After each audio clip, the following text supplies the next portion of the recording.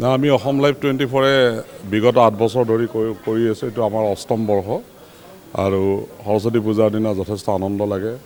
আমি আটাইখিনি কাৰ্যালয়ৰ কৰ্মচাৰী লগ লাগি সৰস্বতী পূজা কৰোঁ। আজি আমাৰ ঠিক ৰাতিপুৱা 10 বজাত আৰম্ভ হৈছিল পূজা। অলপ আগতে আমি হোমযজ্ঞ কৰি পূজা শেষ কৰিলোঁ।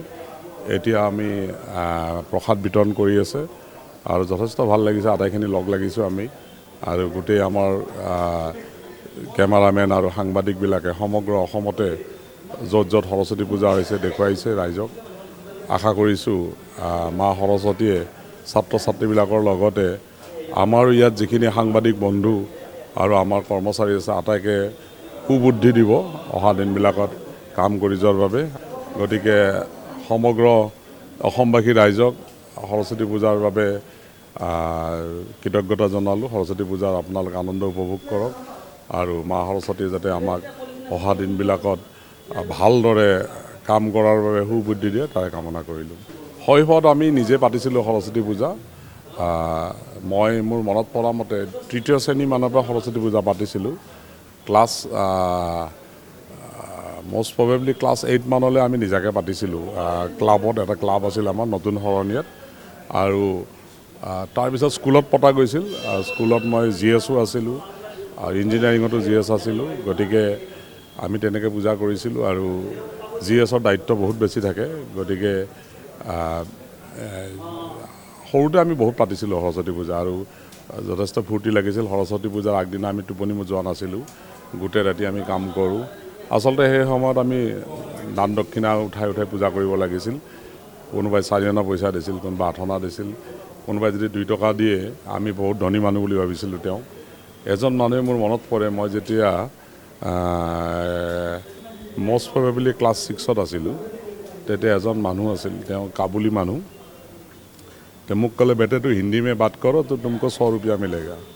তো মই বহুত চেষ্টা কৰি তেতিয়া মই হিন্দী পঢ়ি আছিলোঁ ক্লাছ 5ৰ পৰা আৰু মই সেই বছৰ হিন্দীত 95 নম্বৰ পাইছিলোঁ 100 নম্বৰৰ ভিতৰত। তো মই হিন্দী খুব ভালকৈ শিকিছিলোঁ সৰুতে।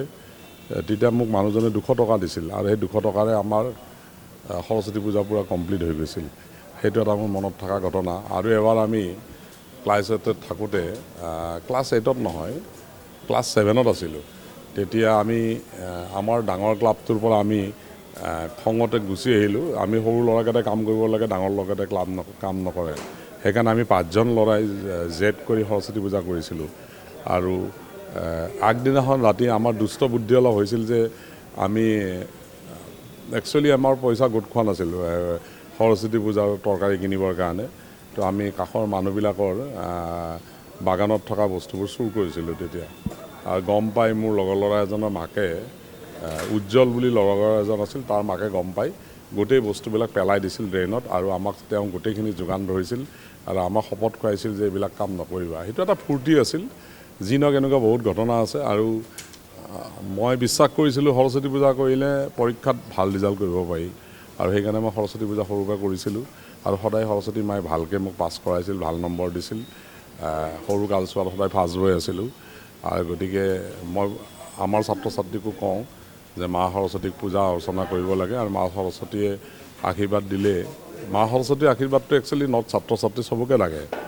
আৰু আপুনি চাব আজি বেংক বা আমাৰ সংবাদ প্ৰতিষ্ঠান বা যিমান কৰ্পৰেট অফিচ আছে চবতে সৰস্বতী পূজা কৰে। সৰস্বতী পূজাটো একচুৱেলি আমাৰ ইয়াত বেছিকৈ চলে অসমত, আৰু বাহিৰৰ বিষয়ে মোৰ ইমান নলেজ নাই। গতিকে সৰস্বতী পূজাৰ দিনা খুব ভাল লাগে। অলপ পিছত মই পৰিয়ালৰ লগত ফুৰিব যাওঁ, প্ৰত্যেকবাৰে যাওঁ। হয়তো আজি মোৰ শ্ৰীমতী বেলেগ এখন পূজাত ব্যস্ত হৈ আছে। আমি প্লেন কৰি থৈছোঁ যে আবেলি আমি ফুৰিব যাম এবাৰ। আচলতে দুপৰীয়া সময়টো বেছি ভাল ফুৰিবলৈ। সৰুতে খুব হেণ্ডিকা আৰু কটনৰ ফালে ফুৰিব গৈছিলোঁ। তাত ছোৱালীবিলাকে ধুনীয়া ধুনীয়া ড্ৰেছ পিন্ধে আৰু ল'ৰাবোৰে ক'লা চশমা পিন্ধি গৈ তাত ৰখি থাকে। সেইটো এটা মনত থকা ঘটনা। গতিকে তেনেকুৱা বহুত ক'বলগীয়া কথা আছে। যি হওক আনন্দ উপভোগ কৰক আৰু মা সৰস্বতীৰ কৃপা লাভ কৰক।